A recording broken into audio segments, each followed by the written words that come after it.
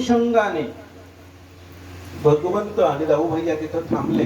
थोड्या वेळानं ह्या गुरुपत्नींनी बोलवलं होतं ते सगळे तव्यावरचे चणे बाहेर काढले. एका छान कपड्यामध्ये, स्वच्छ कपड्यामध्ये बांधले, त्याला गाठ बांधली आणि सुदाम्याच्या हातात दिली. हे बघा म्हणे, तुम्ही अरण्यात जात आहात, अरण्यामध्ये खायला मिळेल का नाही, तुम्हाला भूक लागेल, तुम्ही एक काम करा, हे चणे बरोबर घेऊन जा. सुदामांना पण आनंद झाला, बरं झालं, खायची प्यायची काहीतरी पोटात जाण्याची व्यवस्था झाली. त्यांनी काय केलं, ती जी काही गाठोडी होती ती गाठोडी इथे कमरेमध्ये धोत्राला घुसली आणि एक एक पाऊल टाकत टाकत बाहेर आले. सुदामजी, बलराम, दाऊभैया आणि भगवंत स्वतः अरण्याच्या दिशेने जायला निघाले. अरण्यामध्ये पोहोचल्यानंतर अशी परिस्थिती झाली की ज्या ज्या विशिष्ट झाडांची समिधा आपल्याला उचलायची आहे त्या त्या झाडांपर्यंत जाणं आणि त्या झाडानं त्याज्य करून खाली टाकलेल्या पडलेल्या ज्या काही लाकडाचे तुकडे असतात त्या तुकड्यांना समिधा म्हणतात.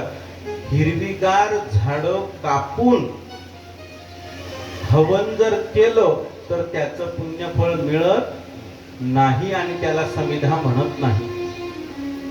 झाडानं त्याज्य करून खाली टाकलेल्या जे काही लाकडं असतात किंवा जे काही तुकडे असतात ते तुकडे म्हणजे समिधा होय. लक्षात ठेवा. त्या समिधा हळूहळू उचलणं चाललंय. एका झाडाखाली गेले तिथं उचलतायत, दुसऱ्या झाडाखाली गेले तिथं उचलतायत. अरण्यातलं ते वातावरण शांत जिकडे तिकडे. आता दुपारची वेळ झाली तरी कान्हा थांबेना आणि दाऊभैया काही थांबेना. हे झाड झालं का ते झाड, ते झाड झालं का. आता ते 9 ते 10 प्रकारची झाडं आहेत. एक एक झाडाजवळ जाऊन त्या समिधा वेचायच्या, त्या एका ठिकाणी आणायच्या, त्याला वेल तोडायचा, त्या वेलानं त्या पक्क्या बांधायच्या. काही साधं काम आहे का ते? नाही. मग याला वेळ लागायचा. त्या पद्धतीने त्यांचं चिंतन चाललेलं आहे. हे चाललेलं असताना भगवंतांनी ठरवलं की सुदामजींची परीक्षा पाहायची. भगवंतांनी काय घडवून आणलं, सरळ फक्त असं आकाशाकडे पाहिलं. त्या सरशी आकाशाला, त्या देवाला, वरुणदेवाला काही समजलं की काय. त्या अनुषंगाने वरुणदेवाने त्यांचं काम करायला सुरुवात केली. पाऊस पडण्याचं वातावरण तयार झालं. काळे ढग आकाशामध्ये परिपूर्ण कच्च आभाळ भरलं आणि ते जे काही आभाळ झाल्यानंतर हळूहळू पाऊसही पडायला सुरुवात झाली. आता कितीही केलं तरी सुदामजी हे पायानं आधू. जर समजा आपण इथे खोल भागामध्ये आहोत, जर समजा आपण इथं पाणी साचलं तर आपण बुडून जाऊ, आपल्याला बाहेर निघता येणार नाही. या अनुषंगाने यांनी काय केलं, कोणी सुदामजींनी त्या झाडावर हळूहळू चढायला सुरुवात केली. आपला तोल सांभाळत सांभाळत त्या झाडावर चढताय. त्या झाडावर एका फांदीपासून दुसरी फांदी निघालेली होती, उंच अशी. त्या ठिकाणी जाऊन ते बसले. कोण? सुदामजी. थोड्या वेळाने हे सगळ्या समिधा गोळा करून दोघही भगवंत त्या झाडाच्या पायाशी, मुळाशी येऊन थांबले. बाकीच्या राहिलेल्या समिधा बांधत होते. आता सुदामजी बसले तर बसले त्या झाडाच्या त्या जागेवर. त्यांनी काय केलं, मांडीच्या आणि पोटाच्या मध्ये ती पुरचुंडी जी काही फुटाण्यांची, चण्यांची आणलेली होती ती टोचत होती, ती काढली बाहेर. बर काढली तर काढलीच, भगवंतांना किंवा दाऊभैयांना न देता ती उघडली. उघडल्यानंतर त्यातनं 2-4 चण्याचे दाणे काढले आणि काय केलं, आपल्या तोंडात टाकले. वरून पाऊस पडतोय आणि हवा, सोसाट्याचा वारा सुटायला सुरुवात झाली. त्याच वेळामध्ये सुदामजींनी हे फुटाणे खायला सुरुवात केली. गुरुमातेंनी आज्ञा काय केलेली होती की तिघही जण सारखे वाटून खा. परंतु इथे चरित्र मात्र वेगळ्या दिशेने चाललंय. सुदामजी मनामध्ये विचार करत आहेत, मला गुरुमातेची आज्ञा आहे ती तर पाळली पाहिजे, परंतु जर ती आज्ञा जर पाळली आणि हे समप्रमाणे जर मी वाटून खाल्ले तर याच्या पुढे मला जे मिळणार आहे ते मला मिळणार नाही. आणि जर ते मला मिळालं नाही, बघा बरं शब्दांकडे, ते जर मला मिळालं नाही तर मी त्याला विसरून जाईल. माझ्या मुखारविंदामध्ये त्याचं नामचिंतन येणार नाही.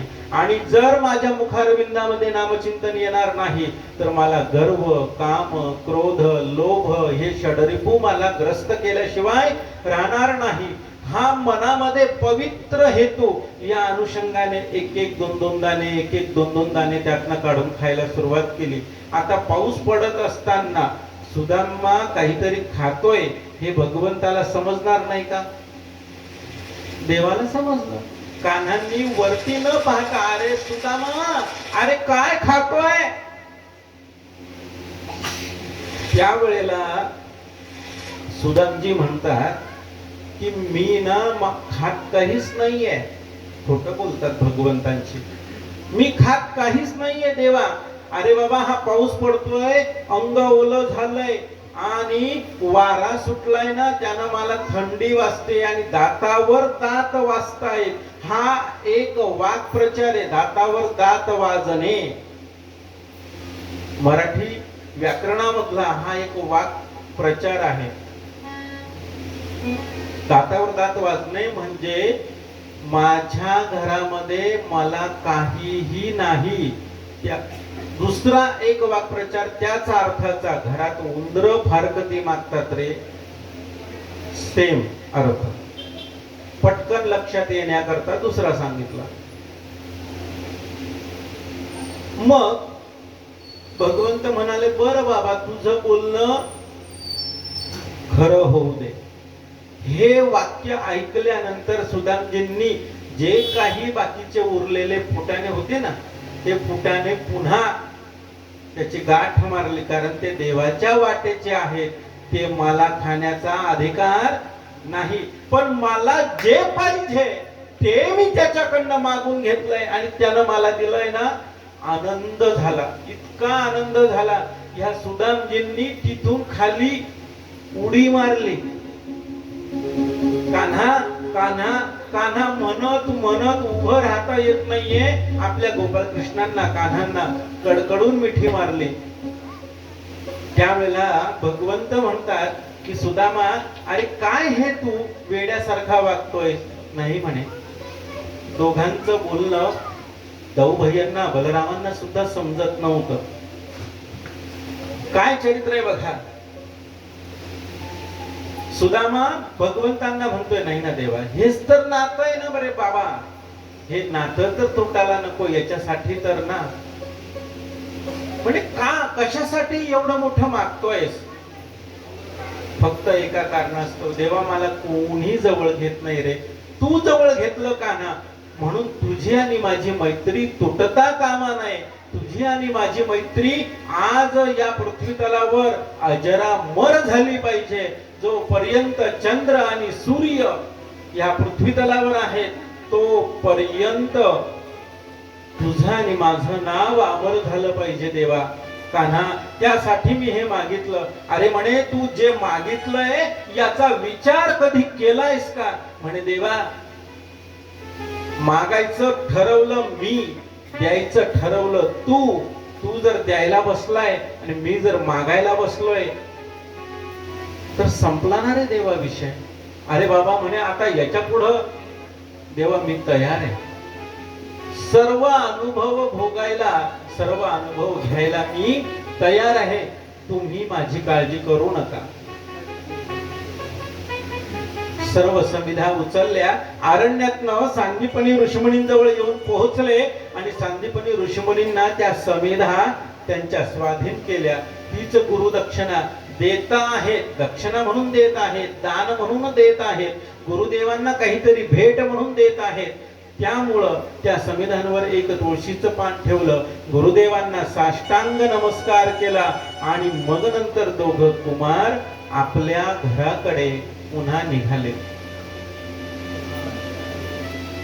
सुदामजींच्या डोळ्यामध्ये पाणी होतं. पुन्हा कधी भेट होईल रे देवा, कान्हा कधी भेटशील रे. आज कान्होबांच्या सुद्धा डोळ्यामध्ये पाणी आहे. कशासाठी पाणी माहिती का? सुदामा, अरे काय मागून घेतलंय आणि काय पुढे अवस्था होणार आहे मला सगळी माहिती आहे. कान्हा राहू दे, तू त्याची काळजी करू नको, ते मला पाहिजे म्हणून तर मागितलं ना मी तुझ्याकडनं. हे चरित्र पुढे जात असताना हा परमात्मा एक एक पाऊल आश्रमाच्या बाहेर टाकतोय आणि सुदामा भगवंताकडे एकटक नजरेने पाहत आहे. सुदामजींना असं वाटावं की जणू काही माझा प्राण माझ्या समोरून जातोय की काय. अनुभव भगवंताचा, त्यांच्या प्रादुर्भावाचा, त्यांच्या बरोबर राहण्याचा, त्यांना अनुभवण्याचा, हा अनुभव घेतल्यानंतर सुदामजींनी 18 विश्व दारिद्र्य जे काही आहे ते सगळं दारिद्र्य स्वतः मागून घेतलंय. म्हणून एक महत्वाची गोष्ट सांगता सांगता राहिली. ज्या दिवशी सुदामजी चणे खात होते ना, तो दिवस कथेमध्ये लिहून ठेवलेला आहे. तो वार शनिवार होता. म्हणून शनिवारच्या दिवशी चण्याची वस्तू, चणे, फुटाणे, त्याबरोबर उडदाच्या डाळीची वस्तू कधीही खाऊ नये. किंवा उडदाचा पापड किंवा त्या उडदाच्या डाळीपासून तयार होणारी जी वस्तू आहे ती वस्तू शनिवारी जर खाल्ली तर नक्कीच आपल्याला सुदामजींच्या बरोबरीचं नाही, परंतु थोडंफार का होईना दारिद्र्याला सामोरं जावं लागेल. माझ्याकडे प्रूफ आहे, बिना प्रूफचं बोलत नाही. काही तर आम्ही तर खातच नाही, माझा विषयच नाही. उडदाची डाळच आमची बंद करून टाकली आमच्या गुरुदेवांनी, त्याच्यामुळे माझा विषयच नाही. तुम्ही म्हणाल की महाराज तसा पापड तर आम्हाला भेटतच नाही, त्याची चवच और आहे. तुमचं म्हणणं बरोबर आहे, त्यात काही वाद नाही, परंतु पापड हा पापडाच्या जागी आहे. कधी खावा कधी नाही खावा त्याचा विचार तर आपण करू शकतो की नाही. एवढंच काय माय बाप हो, आपल्याला जर गरिबी भोगायची नसेल तर आणखी एक उपाय सांगतो.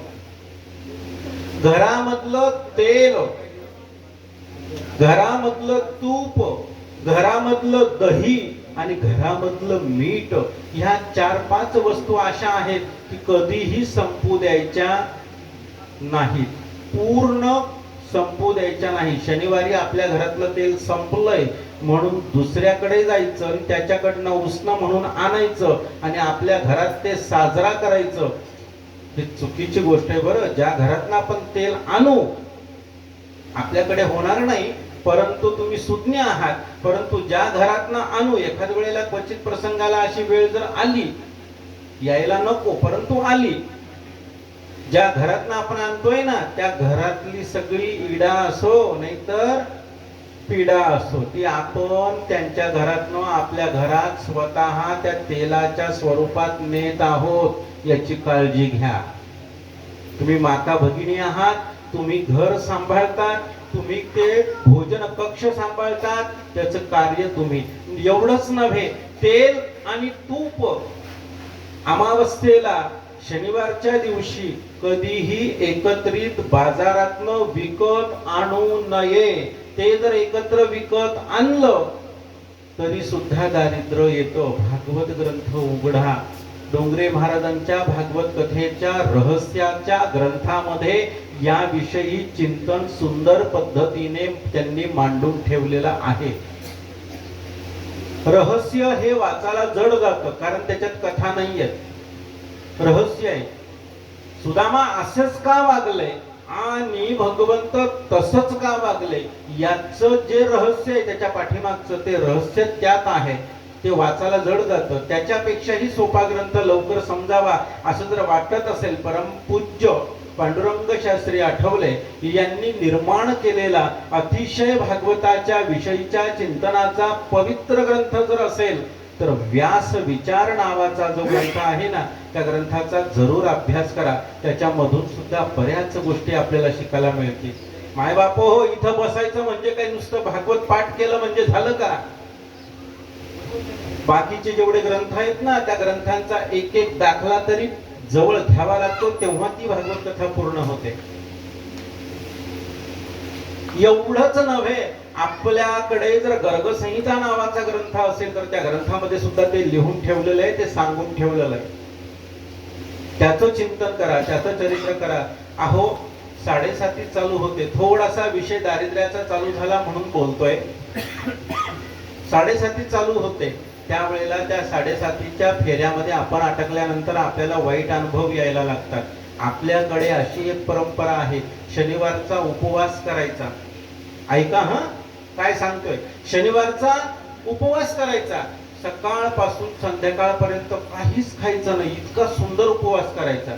आणि सभर संध्याकाळी म्हणा किंवा रात्री म्हणा, उपवास सोडताना बाजरीची भाकरी आणि काय, कोणतं वरण? उडदाच्या डाळीचं वरण. बरोबर आहे ना? चुकीचं बोलत असेल तर मला सांगा हा तुम्ही. हा, कबूल पण करता आहात तुम्ही, त्याबद्दल धन्यवाद. बर, मला आता माझ्या एका प्रश्नाचा उत्तर द्या. शनिवारच्या शनिदेवांचा त्रास कमी होण्याकरता, ती न्यायाची देवता आहे, तिथे ब्राह्मण सुद्धा त्यांचा त्रास कमी करू शकत आणि मारुती सुद्धा त्रास त्यांचा कमी करू शकत नाही. मला एक सांगा, जो व्यक्ती रोज त्याची स्नान संध्यादी कर्म आटोपल्यानंतर प्रामाणिकपणे रोज मारुतीच्या मंदिरात जात असेल, त्याची ती भक्ती बालपणापासून असेल. शब्दांकडे लक्ष द्या बरं का, कारण गैरसमज दूर करणं माझं काम आहे, मी त्याच्यासाठी इथं बसलोय.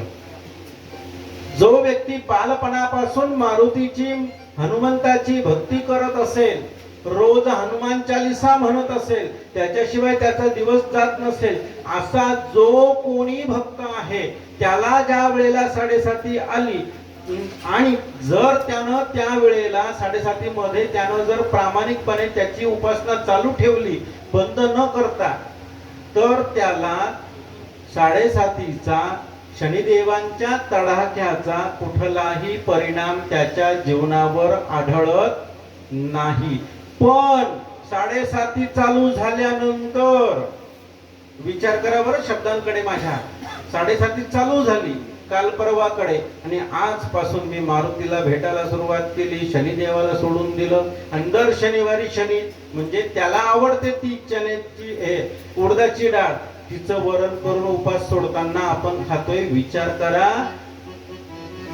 आता काय करायचं, हे तुम्ही करतात किंवा आपण जे करतो हे योग्य आहे का? योग्य आहे. शनिदेवांचा त्रास कमी होण्याकरता आपल्याला जी 7:30 चालू आहे त्या 7:30च्या फेऱ्याचा जो काही तडाखा आहे किंवा जो काही त्रास आहे, तो त्रास कमी करण्याकरता आमच्यासारखे ब्राह्मण ज्योतिषी या प्रकरणातनं कुंडली पाहून आम्ही काय मार्गदर्शन करतो, बाबा रे उडदाची डाळ रोज कोणाला वाहा? शनिदेवांना वाहा. ही आवडते कोणाला? शनिदेवांना. त्याला न देता, त्याचं दर्शन न करता जर ती आपण खाल्ली आणि मारुतीच्या दर्शनाला गेलो तर आपली 7:30 कमी होईल का तो आणखी आपल्याला जास्त त्रास देईल? माझा प्रश्न तुम्हाला द्या उत्तर. समजतंय ना मी काय सांगतोय? हे उतरतंय ना? बस संपला विषय. मला जे सांगायचं ते तुम्हाला समजलं ना, विषय म्हटलं. अहो मारुतीचा आणि शनीचा केव्हा संबंध येतो? 7:30 चालू झाल्यानंतर नाही संबंध आहे. बालपणापासून जो राम भक्त आहे, बालपणापासून जो मारुती रायांचा भक्त आहे, त्यानं जर 7:30 मध्ये ती मारुतीची उपासना केली, त्याला त्रास होणार नाही. सगळ्यांनाच नाहीये तो नियम लागू. कारण आपण सगळेजण मारुतीची उपासना करतो का, याचा विचार ज्यानं त्यानं ज्याच्या त्याच्या जागेवर उभं राहावं आणि त्याच्या त्याच्या पद्धतीने ते चिंतन करावं. विषय निघाला म्हणून सांगितलं. भगवंत निघाले आणि आपल्या नगरामध्ये येऊन पोहोचले. भगवंतांचं क्षौर कर्म मंगल स्नान करवलं. मंगल स्नान झाल्यानंतर भगवंतां म्हणजे त्या नगरावर आजूबाजूच्या राजांनी एकसारखी चाल करून यावी, एकसारखी चाल करून यावी. हे पाहिलं. भगवंतांचं डोक्यामध्ये विचार आला की आता बस झालं ह्या मथुरा नगरीमध्ये राहणं, आता आपण आपली नगरी तयार करूया. विश्वकर्मांना बोलवलं. विश्वकर्मांना सांगितलं की एका खांबावर समुद्र तलामध्ये एक खांब रोवा. काय शब्द बघा, एक खांब रोवा आणि त्या खांबावर मला राहण्याकरता माझी नगरी निर्माण करा. विश्वकर्माने आज्ञा शिरसावंद्य मानली आणि विश्वकर्मा ही नगरी निर्माण करण्याकरता निघाले. समुद्रामध्ये सुंदर पद्धतीने योग्य ठिकाणी खांब रोवून त्याची मुहूर्तमेढ करण्यात आली आणि मुहूर्तमेढ करून विश्वकर्मांनी ही नगरी निर्माण करत आहेत सुंदर पद्धतीने. भगवंत लांबून त्या निर्मितीकडे लक्ष देत आहेत. जी काही चूक होते भगवंत स्वतः समजून सांगतायत. या पद्धतीने ते चाललेलं असताना ती नगरी निर्माण परिपूर्ण झाली. सुमुहूर्त आला. भगवंतांनी त्या नगरीमध्ये प्रवेश केला. भगवंत तिथे राहतायत. आनंदी आनंद चाललेला. आणि ह्या भगवंताला वैदर्भ नावाच्या प्रांतातनं, शब्दांकडे लक्ष ठेवा बरं, वैदर्भ नावाच्या प्रांतातनं त्या भगवंताला पाहायला, ह्या द्वारका नगरीला पाहायला, कशी आहे ही द्वारका हे पाहण्याकरता एक ब्राह्मण आला होता. तो ब्राह्मण त्या द्वारका नगरीमध्ये फिरतोय. भगवंताने त्याचं आगत स्वागत केलं. सगळं काही त्याला दान धर्म करून त्या भगवंताचं गुणगान गात गात हा ब्राह्मण पुन्हा आपल्या घराच्या दिशेने परतीच्या वाटेने निघाला. आता हा परतीच्या वाटेनं ज्या वेळेला निघाला त्यावेळेला पुन्हा गुजरात प्रांतातनं पायी चालत चालत महाराष्ट्रामध्ये प्रवेश केला. महाराष्ट्रातनं पायी चालत चालत या वैदर्भ नावाच्या प्रांतामध्ये कोणी त्या ब्राह्मणाने प्रवेश केला. आणि या वैदर्भामध्ये म्हणजे विदर्भामध्ये उंबरावती नावाचं गाव आहे. आजच त्या गावाचं नाव अमरावती. लक्षात ठेवा. त्या उमरावतीच्या गावाच्या बाजूनं जाणारा जो रस्ता आहे त्या रस्त्यानं हा ब्राह्मण हळूहळू एक एक पाऊल पुढे टाकत टाकत जातोय आणि मुखारविंदानं काय म्हणतोय, त्या भगवंताचं द्वारकाधीशाचं तो नामस्मरण करतोय. मग आपणही टाळी वाजवूया. पुढची कथा ऐकायची ना, मग आपणही टाळी वाजवूया आणि नामस्मरण भगवंताचं करूया. राधे राधे राधे बरसाने वाली राधे, राधे राधे राधे बरसाने वाली राधे,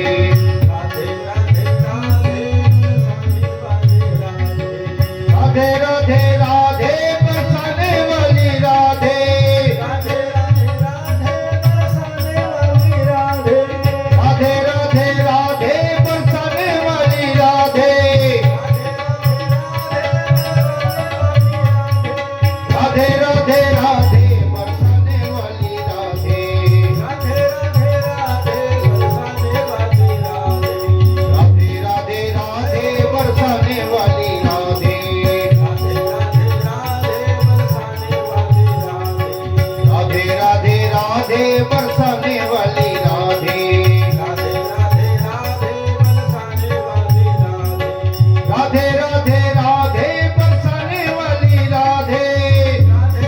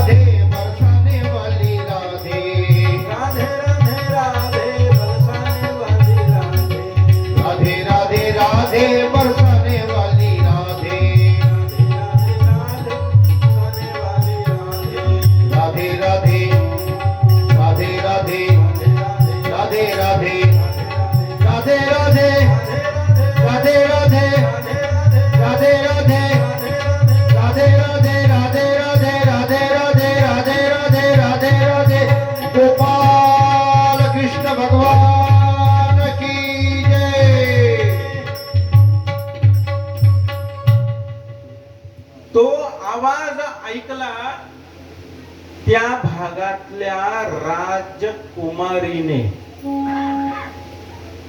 एक उंच अशी भिंत होती, त्या म्हणजे राजवाड्याची पाठीमागचा तो भाग आहे. तो राजवाडा अजूनही तिथे आपल्याला पाहावयास मिळतो. थोडंसं शोधलं की सगळं सापडतं. मी जाऊन पाहून आलेलो आहे म्हणून मी एवढं परफेक्ट वर्णन करतोय. त्याच्या पाठीमागचा रस्ता आहे, त्या रस्त्यानं हा ब्राह्मण चाललेला आहे आणि वरती एक दोन खिडक्या आहेत. त्याच्यापैकी एका खिडकीमध्ये ती राजकुमारी जी आहे ना, ती राजकुमारी आपले केस विंचरते. ती विंचरत असताना नाव जर लवकर सांगून दिलं ना त्याची मजा जाते. म्हणून तर कथाकार का बोलवतात. आपल्याला किंवा तुम्हाला कथा माहित नाही का हो? सगळं काही माहिती आहे. काय झालं, केस विंचरत होती ती कुमारी आणि केस विंचरत असताना तिच्या कानावर शब्द पडले. त्या द्वारकेचं वर्णन, त्या द्वारकाधीशाचं वर्णन करणाऱ्याचे शब्द ज्यावेळेला कानावर पडले, मंत्रमुग्ध व्हायला सुरुवात झाली. किती सुंदर दिसत असेल. सुंदर ते ध्यान उभे विटेवरी, करकटेवरी ठेवोनिया, तुळसी हार गळा, कासे पितांबर, आवडे निरंतर हेची ध्यान. मकर कुंडले तळपती श्रवणी, कंठी कौस्तुभमणी विराजित, तुका म्हणे माझे हेची सर्व सुख पाहीन श्रीमुख आवडीने, पाहीन श्रीमुख आवडीने. हे चिंतन ऐकलं त्या ब्राह्मणाला बोलवण्याकरता ह्या कुमारीने तिच्या दासींना पाठवलं. त्या दासी पटकन खाली उतरल्या, पाठीमागच्या दरवाजातनं बाहेर आल्या आणि त्यांनी त्या दासींनी त्या ब्राह्मणाला थांबवलं की अहो ब्राह्मण देवा थांबा, म्हणे आमच्या कुमारीने तुम्हाला राजकुमारीने बोलवलं आहे. ब्राह्मण थरथर कापायला लागला. का राजकुमारीने आणि बोलवलं कशाला? जर काही शिक्षा वगैरे जर झाली तर आपलं काही खरं नाही. या अनुषंगाने हा थरथर कापायला लागला. थोड्या वेळानं कसा बसा तिथं वरच्या कक्षामध्ये जाऊन पोहोचला. खाली मान घालून शांत उभा आहे. त्यावेळेला माता रुक्मिणी त्या ब्राह्मणाला विचारता आहे काय की अहो ब्राह्मण देवा, तुम्ही कोणाचं वर्णन करत होतात? म्हणे त्या द्वारिकाधीशाचं वर्णन करत होतो. म्हणे कोण आहे हा द्वारिकाधीश? अगं म्हणे तुला काय सांगू, त्याच्या सारखा सौंदर्यवान ह्या पृथ्वी तलावर कोणीच नाहीये. अगं त्यानं सोन्याची द्वारका त्याच्या राहण्याकरता निर्माण केलीये. तू विचार कर तो किती श्रीमंत असेल. भक्तांचं काम करतो, भक्तांच्या हाकेसाठी तो धावतो. तिने हे चरित्र ऐकायला सुरुवात केली. त्या ब्राह्मणाच्या मुखारविंदातनं पुन्हा प्रश्न विचारला, अहो ते द्वारिकाधीश कसे दिसतात हो? त्यावेळेला त्या ब्राह्मणाला जसं विचारणा केली त्यावेळेला तो ब्राह्मण त्या ठिकाणी म्हणतोय, कस्तुरी तिलकम ललाट पटले. कस्तुरीचा टिळक त्यांनी आपल्या भाल प्रदेशावर धारण केलेला आहे. वक्षस्थले कौस्तुभम. दोघं वक्षस्थळांच्या मध्यभागी बरोबर कौस्तुभमणी शोभायमान दिसतोय. कस्तुरी तिलकम ललाट पटले, वक्षस्थले कौस्तुभं नासाग्रे वरमौक्तिकं करतले. नासांच्या म्हणजे नाकाच्या अग्रभागावर ज्या भगवंतानं आपला शोभायमान मोती त्या ठिकाणी धरून ठेवलेला आहे तो अतिशय सुंदर आहे. आणि त्यानं त्याच्या कंबरेला जी काही बासरी धरून ठेवलेली आहे ना ती नवरत्न जडित आहे. तिचं तेज त्या रत्नांचं तेज इतकं फाकतंय. अतिशय सुंदर ते दृश्य. वेणू करे कंकणम. आणि असा हा द्वारिकाधीश यानं काय केलंय. सर्वांगे हरिचंदनं सुललितम. हरिचंदन नावाचं जे काही चंदन आहे ते चंदन त्या भगवंतानं त्याच्या परिपूर्ण अंगाला लावलेलं आहे. एवढंच नव्हे सर्वांगे हरिचंदनं सुललितम. त्या भगवंताला गायन वादनादी ज्या काही ललित कला आहे त्या ललित कला आवडतात असा सांगणारा तो श्लोक. परंतु ह्या श्लोकामध्ये सुद्धा त्यानं स्वतः सांगितलं या वर्णनाचा तो द्वारिकाधीश आहे. तो द्वारिकाधीश आहे परंतु त्याचं वर्णन हे आहे. रुक्मिणी मातांनी कुठलाही विचार न करता कुठलंही चिंतन न करता काय होईल माझ्या या निर्णयामुळे काय घडेल याचा कोणताही विचार न करता कागद पेन मागितला. लखोटा लिहायला मागितला. तो लखोटा त्यांच्यापर्यंत येऊन पोहोचला. शाईमध्ये बोरू भिजवला आणि पत्र लिहायला सुरुवात झाली. ह्या युगामधलं पहिलं पत्र ही मैया लिहिते.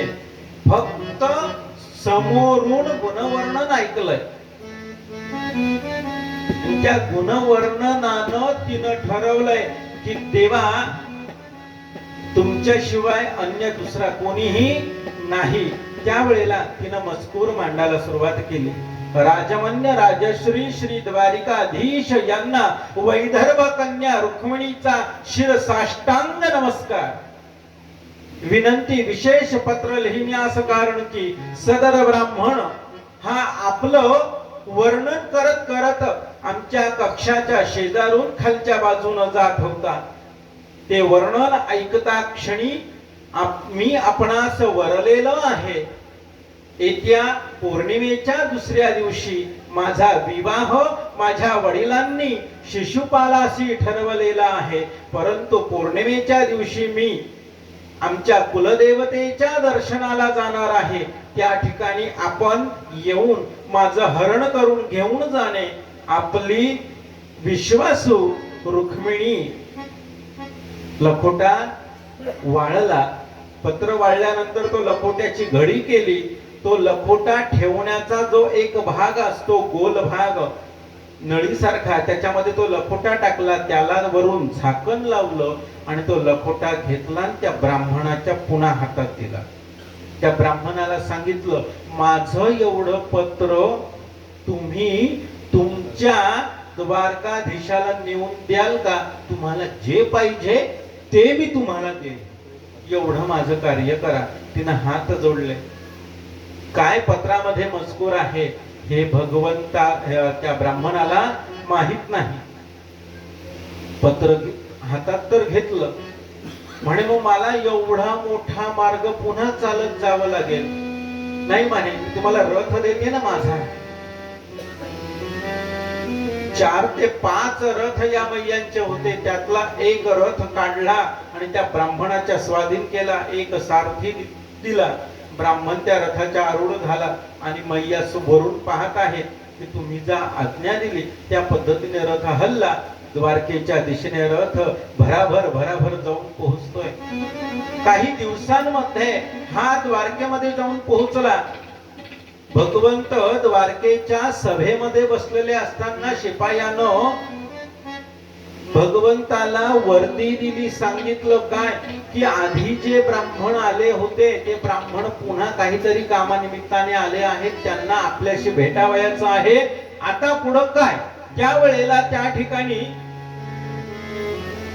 भगवंतांनी सांगितलं पुन्हा आलाय ब्राह्मण, आनंद आहे, माझं भाग्य आहे. भगवंत म्हणतात का? पुरुष सुक्त नावाचं एक सुक्त आहे. त्या सुक्तामध्ये भगवंत म्हणतात ब्राह्मणोस्य मुखमासीद बाहुराजन्यः कृताः ऊरू तदस्य जदवैश्यः. आणि गुरुचरित्रामध्ये तोच भगवंत ब्राह्मणाच्या विषयी म्हणताना काय म्हणतोय? दैवाधीनं जगत् सर्वं मंत्राधीनं च दैवतं ते मंत्रा ब्राह्मणा अधीनं ब्राह्मणो मम दैवतो. येऊ दे. आज्ञा दिली. शिपायांनी आदर सत्कार पूर्वक त्या ब्राह्मणाला सभेमध्ये हजर केलं. तो ब्राह्मण उभा राहिला. द्वारकाधीशांना घडलेला वृत्तांत सांगितला. मी एक पत्र घेऊन आलेलो आहे. द्वारकाधीश म्हणतात कुठं ठेवलं आहे? आधी ते